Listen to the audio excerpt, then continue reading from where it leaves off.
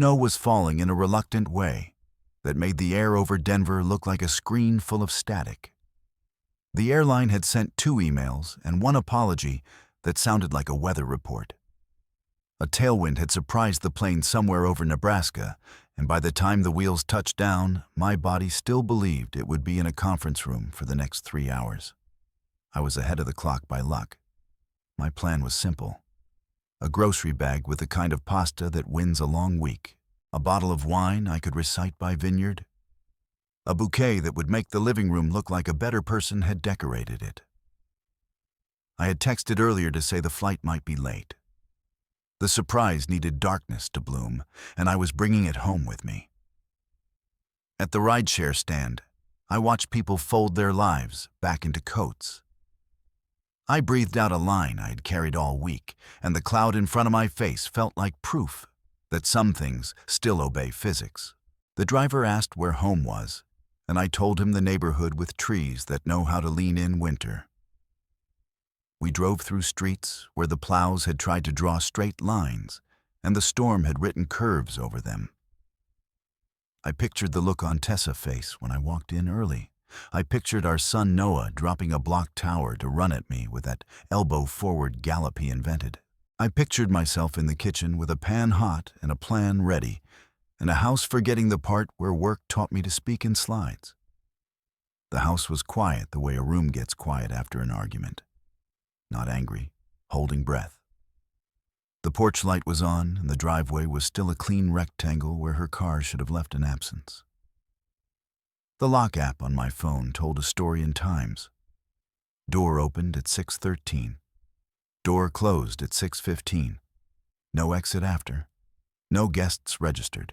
The smart thermostat showed a small bump, like the house had been asked to be warmer for someone who did not plan to wear a sweater. I balanced the grocery bag on one hip and turned the key and told myself that surprises require confidence to land correctly. I stepped into the hallway and heard it. Not voices. The breath between voices. A television turned too low to carry words. The house smelled like the candle Tessa burns on a Thursday when she wants the week to confess. Sandalwood and something pretending to be citrus. I set the bag down and felt the way my hand shook even as I told it to stop. I called out a greeting that sounded like an actor who learned the line, but not the meaning. No answer. I walked toward the living room and saw shoes by the rug that did not belong to me. Expensive. Trying too hard to look like they were not. I let my eyes find the rest of the scene at a pace that would allow me to drive later without a ticket for inattention. He was there and she was there, and the room had been made into a place that thought it was private. It did not look like television. There was no music, no dramatic color. Only the clumsy reality of 2 bodies in a room where a third person pays the water bill. They looked at me, and then looked at each other, and then looked down like the floor might help them. He was Grant, her manager, the man with the practiced laugh and the emergency suits he brings to off-sites in a garment bag that has spent more nights in hotels than his own conscience. He said my name. Not to me, to the air. Tessa reached for a robe draped over the chair like a flag of convenience. I felt the sound begin somewhere inside me. And then I decided not to give it to the room. Instead, I walked back to the kitchen and washed my hands like dinner was still the plan. Later, when I tried to describe it to myself, I realized the decision happened not because I am noble, but because panic is expensive and I have a budget. I took the bouquet from the bag and trimmed the stems and placed them in a tall glass until I could find a vase that did not tell a story. I set the wine on the counter and opened a drawer and found the corkscrew with the little stainless wings that always look like hope. I could hear them moving around in the other room. There is a choreography to guilt that makes a lot of noise with very little result. In the reflection of the microwave door, I saw myself stand up straight. My shoulders found their old place, and my jaw decided it belonged to me. Noah was at my mother's house for the night, because Tessa had claimed she wanted to rest after a busy week. A coincidence I had greeted earlier with gratitude on a calendar. Now it meant the house could survive the next hour without learning a new sound to haunt it. I wiped the counter with a cloth and let the silence arrive. They stepped into the kitchen like students called into the principal office by a bell they both wanted to ignore. Grant opened his mouth and his teeth looked like an advertisement. Tessa reached for the wine bottle. I put my hand on it first. I said that we would be drinking water. I poured 3 glasses. They did not touch theirs. Grant tried first. He said the phrases men keep in a top drawer for emergencies. He said this is not what it looks like. He said we were talking. He said a fight had happened at work. He said he was here to support a colleague. He said the lines that have been rehearsed in bathrooms for 100 years by people who believe that the right combination of syllables can make a detail less true.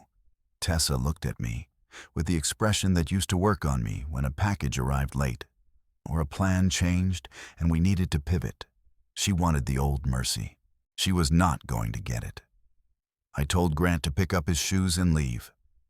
I told him to take nothing else. He started to say my name, and I made a small motion with my hand that reminded him this was not a meeting. He left the room, and the front door told us when he finished leaving the house. Tessa stood in the kitchen like a person standing at a bus stop that burned down 20 minutes ago. I told her I had come home early to cook. I told her I had brought pasta and bread and a bottle not yet uncorked. I told her I was going to make dinner anyway. I asked her to sit at the table and be quiet until I had finished boiling water. She sat. She was not quiet. She tried to explain the loneliness of a person with a career and a body and a calendar that had not been holding hands with mine. She tried to narrate her way to a softer surface. I let the water roll and then salted it until the steam smelled like it missed the sea. Then I turned off the stove and said the thing I had not planned to say until I heard my own blood accept it. We were done. Not the sentence that belongs to drama, the kind that belongs to scaffolding.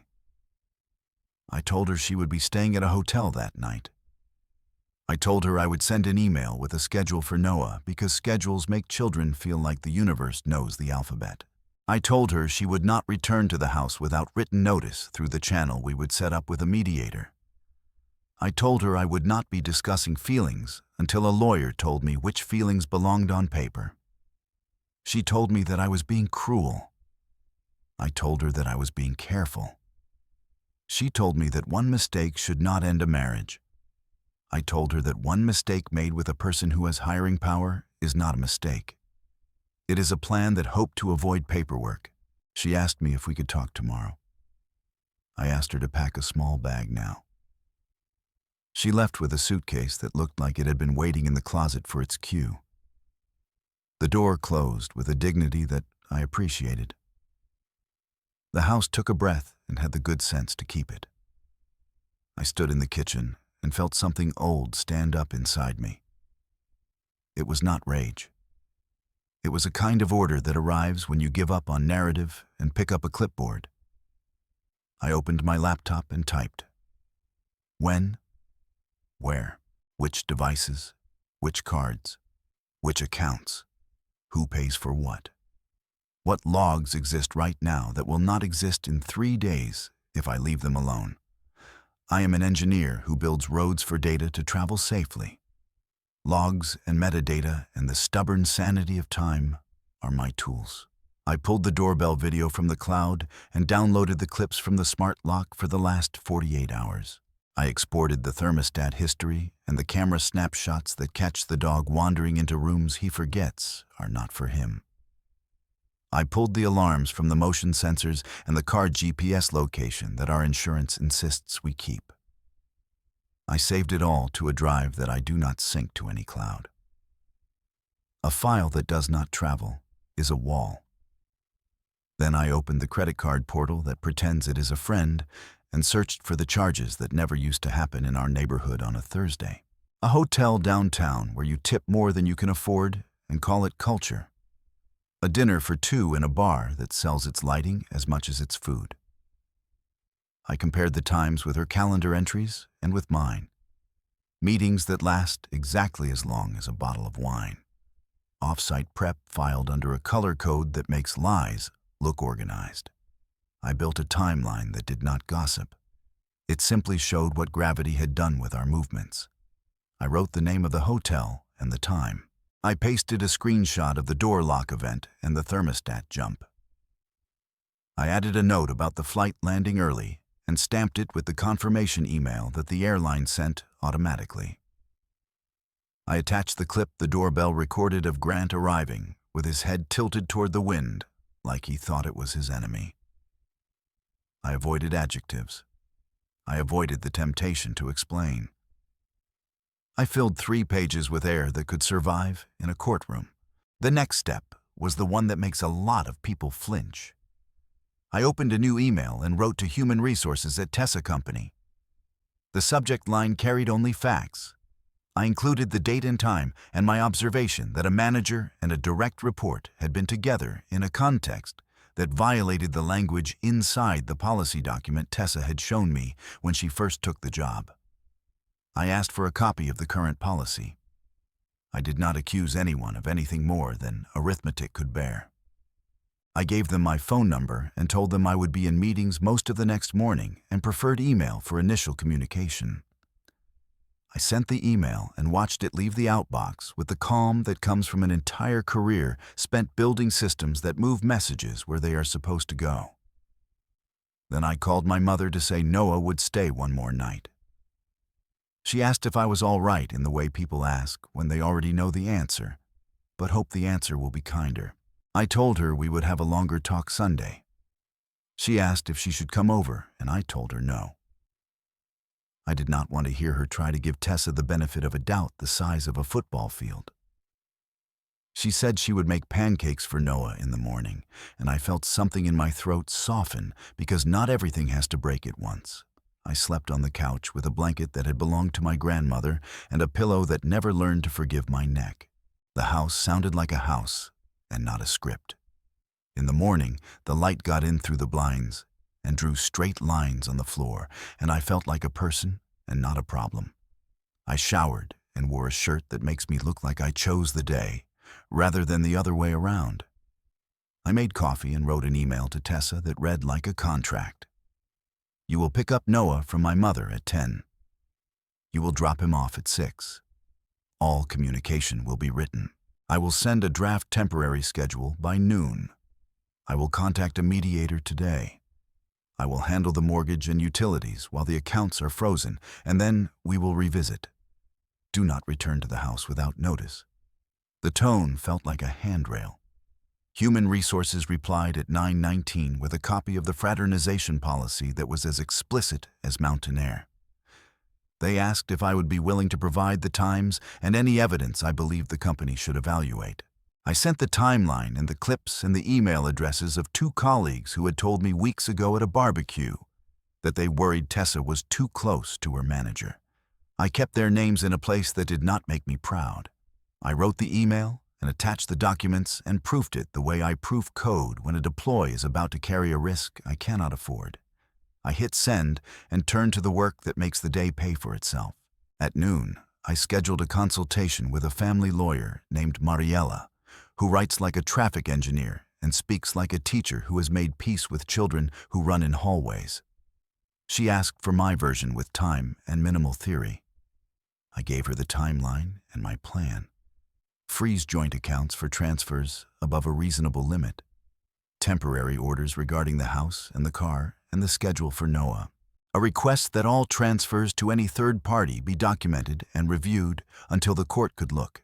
Discovery later for messages and expense reports, and any receipts where the company or I had paid for what had happened to my house. She told me the phrases and the forms and the path. She said we would not be cowboys. We would be a steady march with habit as our drum. Tessa called, but I did not answer. She texted to say that she wanted to talk like adults. I replied that adults use paper. She called me cruel again. I repeated careful and added kind. I told her that a kindness done poorly becomes a favor to the wrong person. She said I was trying to punish her. I thought about the word and let it pass. I was trying to protect Noah and to protect the version of me who has to look in the mirror next month and not spit. These are different objectives than punishment, even if they borrow some of the same tools. I drove to my mother's house and picked up Noah and let him tell me about pancakes as if the world had been designed for second chances. We spent the afternoon building a city out of cardboard and tape.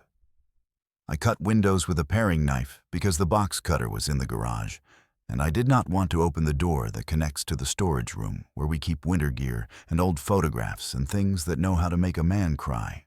Noah named the streets after dinosaurs and insisted on a bus system that arrived every 2 minutes because patience is an adult sport. We ate pasta without wine. He did not ask where Tessa was. He asked if tomorrow we could make the city taller. I told him yes, and felt that word move somewhere in my chest that had almost forgotten how to work. By evening, the HR contact wrote that they had placed both Tessa and Grant on leave pending review. They asked for the names of places that might have receipts they could request for the last month. I provided the list. I gave them the hotel and the bar and the rideshare company.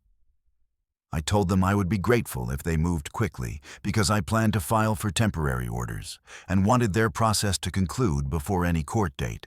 They replied with a timeline that read like someone had already lifted the phone to make the calls. I respected them in that moment, the way a person respects a tool that performs without making you admire it. Mariella filed the motions the next morning. She used the language that makes clerks nod. Temporary financial restraining orders. Exclusive use of the marital residence during the interim period. A parenting plan with stability valued over novelty. A ban on moving large sums out of joint accounts. A preservation notice to both companies requesting that they retain messages and key card logs and expense reports that might live in servers who have not been told they have starring roles in a human play. She asked me to stay off social media and to refrain from narrative. Facts would do the work without needing decoration. The first real confrontation arrived on a Sunday night when Tessa came to the house without notice under the idea that history was a key. She used the code and entered, and found me on the floor surrounded by cardboard buildings. Noah held a bus in one hand and his face in the other. Tessa began to talk. She told me that the company had overreacted.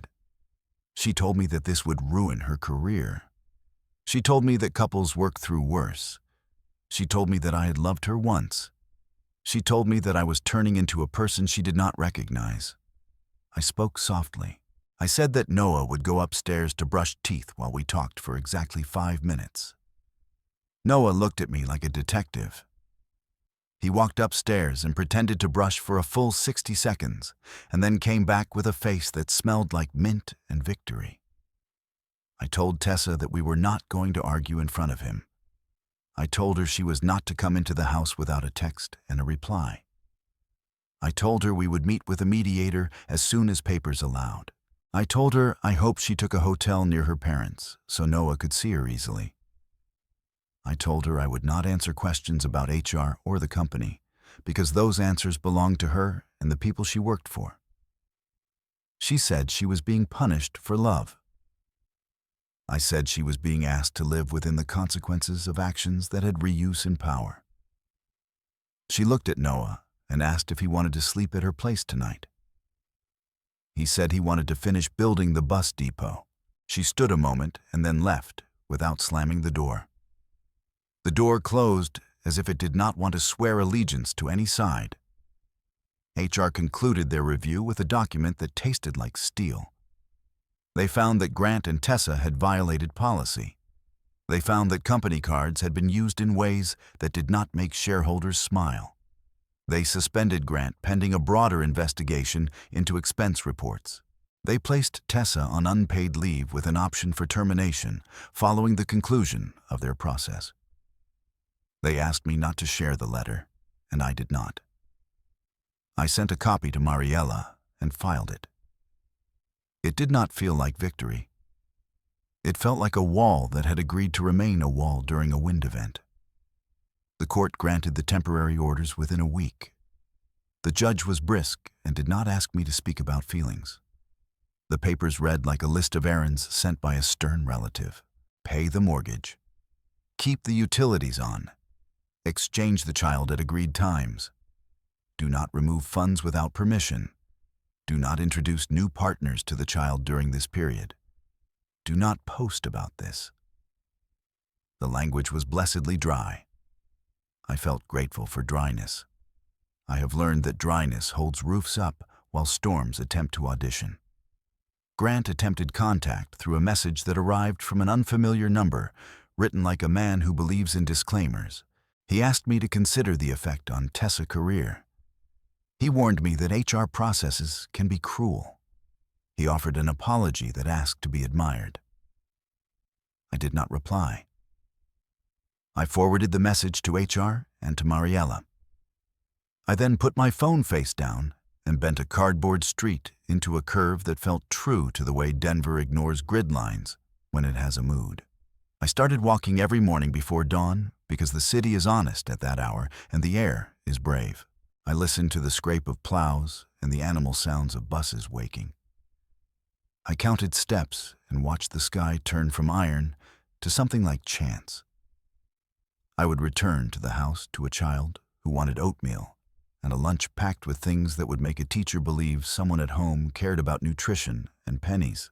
The routine wrapped itself around us like a quilt sewn by a family you wish you had known longer. When mediation arrived, it came in a room with soft chairs and a table that respected elbows.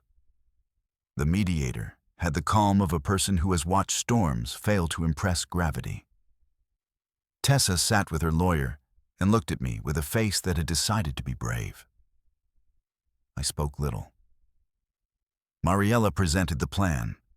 I keep the house for now because moving Noah mid-year would be another cut in a month with enough of them. Tessa contributes to expenses proportional to her income once her employment status is resolved. Both of us share the drop-offs and pickups according to a schedule that makes sense. No large transfers. Transparency. Discovery later if required. The mediator nodded. Tessa's lawyer argued for a flexibility that sounded like a door left unlocked. Mariella kept her voice even and her verbs present tense. We left with a temporary agreement that looked like a bridge drawn by a sober hand. People want the dramatic moment. They want the big reveal that makes everyone at the table drop a cup. Life does not often give you those. It gives you a Thursday where the email from HR lands with the weight of outcomes. It gives you a Saturday where your child laughs at a cardboard bus and you decide to keep breathing. It gives you a quiet Monday where the judge signs a paper that says the next 2 months will happen this way and not another. It gives you the chance to be boring in a crisis and to watch competence do what shock never could. The quiet revenge most people ask me about is not a fire. It is a calendar with boxes that get filled in with predictable pencils.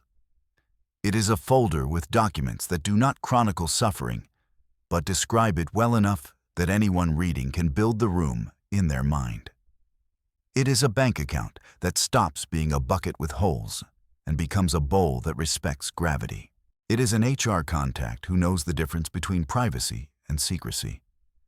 It is a courtroom that grants 2 hours for argument and then tells everyone to go home and feed their children.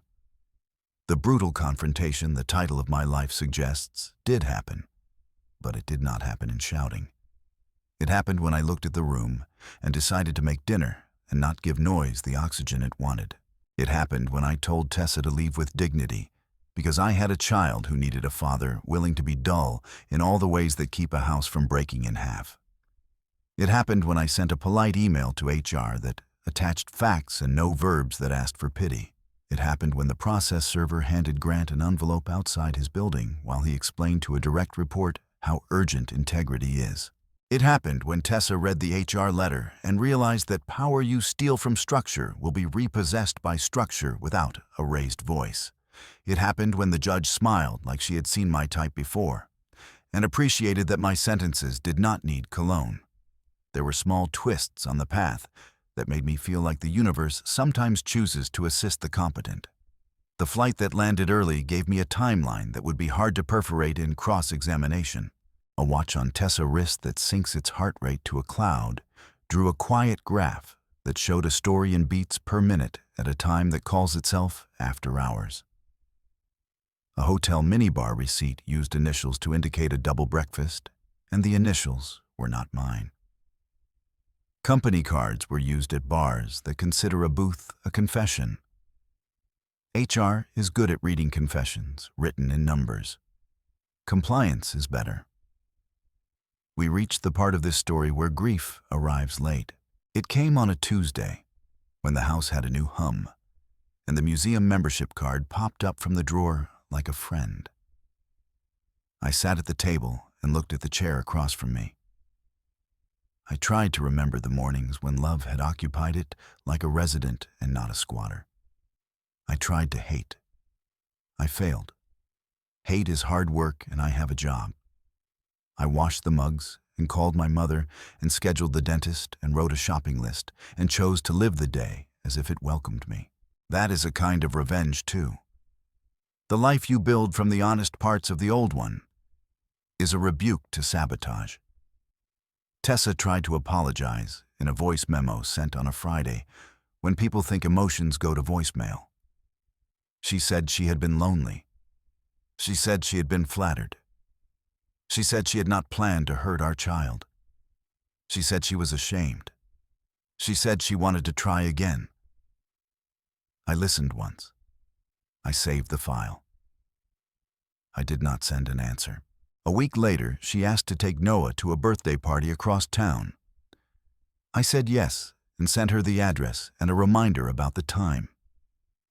She dropped him off 10 minutes early and stood on the steps as if waiting for a thank you that required confetti. I thanked her and closed the door gently, because doors remember how they are treated. Grant disappeared from the company website. Corporate calls it a transition.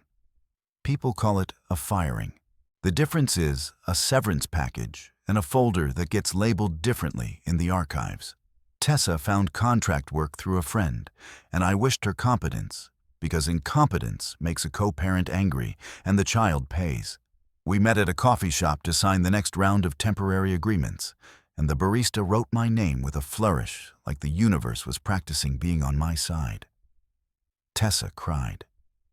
Not loud. A quiet leak. I looked at the napkin she used and the ring she had stopped wearing and thought about how objects decide who they belong to, and then change their minds. When the final papers arrived, they did not feel like an ending. They felt like a floor. The custody schedule respected sleep and school and the way a child decides that Thursday is for capes. The finances were divided in a way that would not require a judge to pretend to be a therapist. The house stayed with me because stability wins, and I had earned that word with a year of being boring in a world that wants everyone to be interesting. Tessa took the car with a payment smaller than her pride. We signed in front of a notary who wore a tie with a print of small anchors and a smile like a stopwatch. There is a temptation to narrate your suffering for strangers and let them clap. The internet loves a parade of hurt with a clever drum. I wrote this not for the clapping, but for the quiet workers who will end up in kitchens with water boiling and a surprise dying, and a plan that needs a calm hand to lift it. If you are that person, I offer you the steps I took. Do not perform. Document. Do not beg. Ask for policy. Do not argue timelines with people who sell narratives. Build your own. Choose bank alerts over group chat. Choose lawyers who explain like engineers. Choose judges who respect paper. Choose your child's schedule like it is the spine of the season. Choose sleep. Choose a lunchbox that closes the first time you ask. Choose your face in the mirror that morning and be loyal to it. Months pass. The snow forgets where it was going and melts into a story the city tells itself about rivers. Noah learns to write his name in a way that makes letters look like brave trees. We go to the museum and stand in front of a diorama of wolves who appear to be holding a staff meeting. He asks me if wolves have bosses.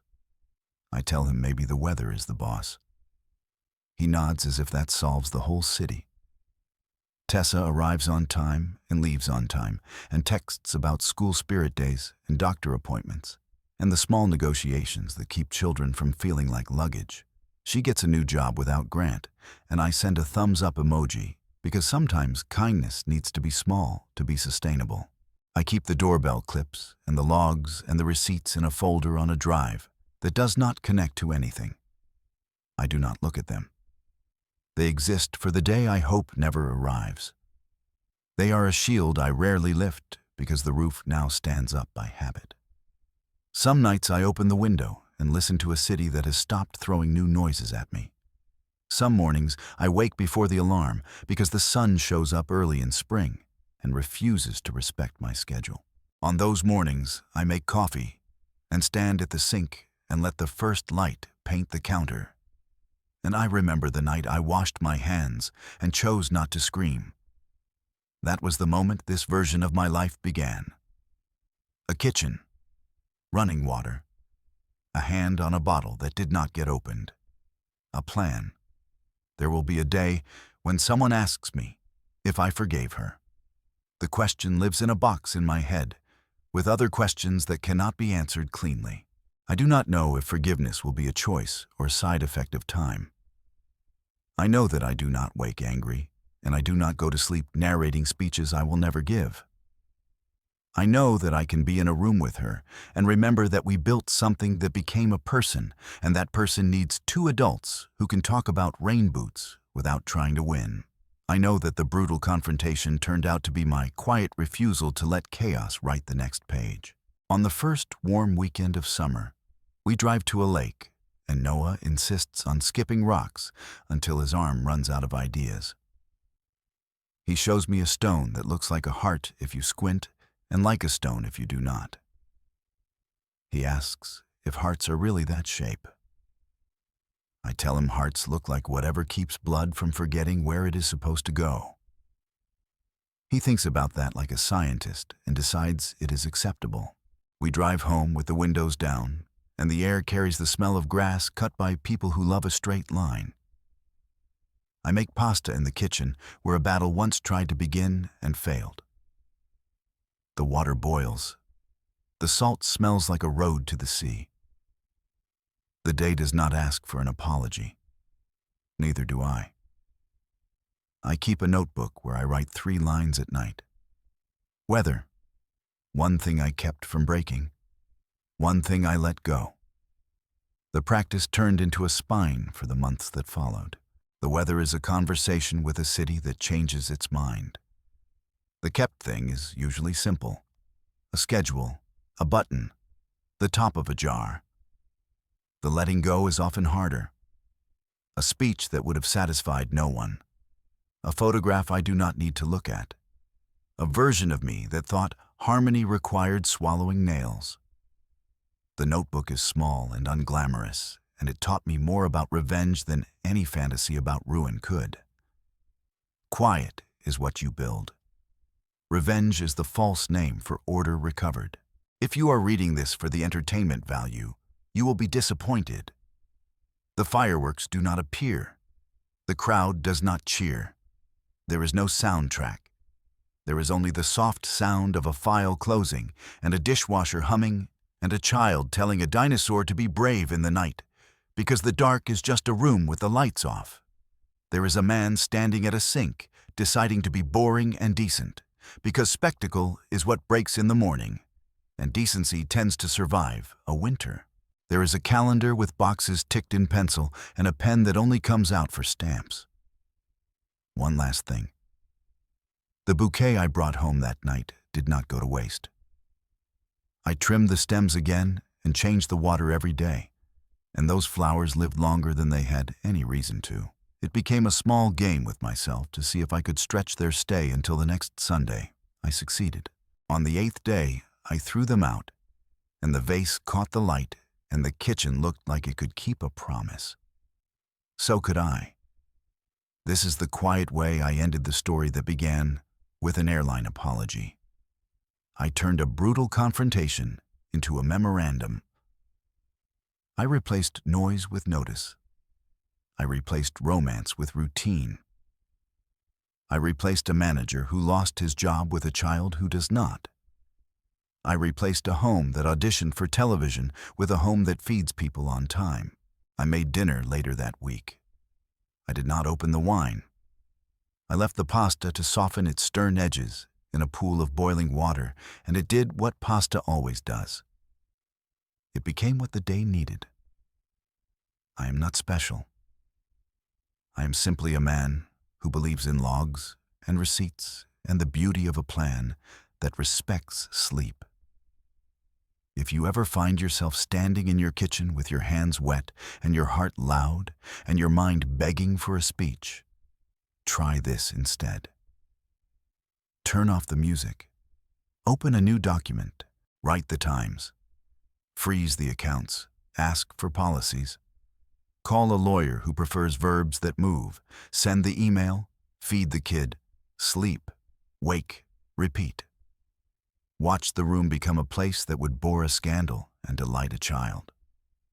Watch the roof keep doing what roofs do. Watch yourself return. Spring pushed along the front range, and the city changed its color one stubborn block at a time. The house stopped listening for footsteps that did not belong, and returned to its old language of heaters and water and cupboards that close without complaint. I learned to end a day without asking the night to clap. My hand found the same mug each morning, and the handle fit like a decision I could trust. The room that once auditioned for drama settled into the work of shelter again, and I felt taller walking through it. HR finished its work, and the court finished its work, and neither asked for applause. The orders held. The schedule held. Noah slept when he should, and woke with puzzles on his mind and peanut butter on his chin and nothing about policy or evidence in his pockets. I wrote the pickups and drop-offs on a calendar that finally looked like a tool and not a scoreboard. The plan did the loud talking so the house did not have to. I kept the discipline that had saved me, but I let it be gentle. Files sat in a drawer on a shelf away from light. The timeline lived on a drive that does not touch the sky. Bank alerts whispered only when numbers crossed lines. Proof existed without strutting through the room. That calm gave space back to other things. A book left open on a couch. Bread cooling on a rack. A toy city that found new blocks and older rules. On a Saturday without wind, we met friends at the park, and I realized the world had not been waiting for my recovery to throw a parade. It had been running on time the whole season. Children shouted about goals while the sun slid across the grass. Parents traded thermoses and local gossip about road crews and taxes and weather. I liked the democracy of that noise. It had no interest in the past crime scene of my living room. Tessa kept the schedule like a citizen. She was on time and she left on time. And when she needed a switch, she asked in writing and respected no. Her messages were about dentist forms and spirit weeks and field trip money and the wise boredom of logistics. We stood in doorways with the politeness of a treaty that knows which lines must be kept clear. None of it was cinematic, and that was the genius of it. Grant vanished into the corporate fog where men go when spreadsheets take offense. The city forgot his laugh, and the office forgot his extension, and a new person learned how to use the coffee machine without burning the room. I let that story close in the quiet way good files close. My job kept trusting me with systems that respect patience, and I returned the favor. Logs told their truth when asked the right way, and the right way felt like a language I was born speaking. Some nights grief checked the locks to see if I was still home. It arrived without invitation and sat at the table like an uncle who believes history is a charm. I let it talk for a minute, and then I stood up and washed dishes, and the room decided the conversation was over. Work made a case for sleep, and sleep made a case for tomorrow.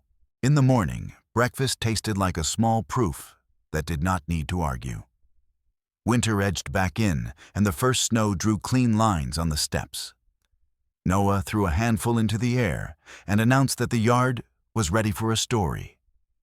We told one together, as we kicked trails around the maple. It was not about villains or courtrooms or airports or men who practice laughs in hotel mirrors. It was about a bus that arrived on time in a city that understands mornings and about a driver who refuses to leave anyone at the stop. When final papers arrived, they felt less like an ending than a floor. The house stood on that floor. The week stood on that floor. Noah stood on it with both shoes tied and a backpack that no longer swallowed him. I signed where my lawyer pointed, and the notary stamped a clean circle that might as well have been a sunrise. We walked out into air that did not smell like decision anymore. It just smelled like air. I would like to tell you there was a grand last scene where the crowd learned a lesson.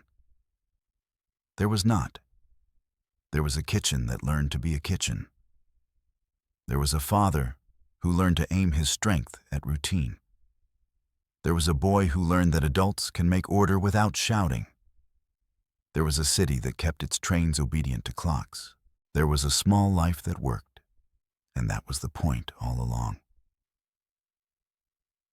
On the first warm night of June, I stood at the sink and watched water turn clear and predictable. The window held a rectangle of sky and a single star that refused to pretend it was bigger than it was. I felt the same way. I dried the last plate and set it down, and the room answered with quiet, the good kind of quiet, the kind that keeps you company. Tomorrow would ask for the usual list, and I would give it. That is how the roof stays steady. That is how a life keeps faith with itself. By late summer, the sidewalks baked, and the mountain line looked cut from paper, and still the plan held. We kept our word to the schedule, and the schedule kept its word to us. I worked and picked up and cooked and read and slept and woke, and none of it asked to be a spectacle. If a neighbor waved, I waved back. If a storm rolled in, I brought the chairs inside. If Noah asked for another chapter, I read it. The city minded its business, and so did we.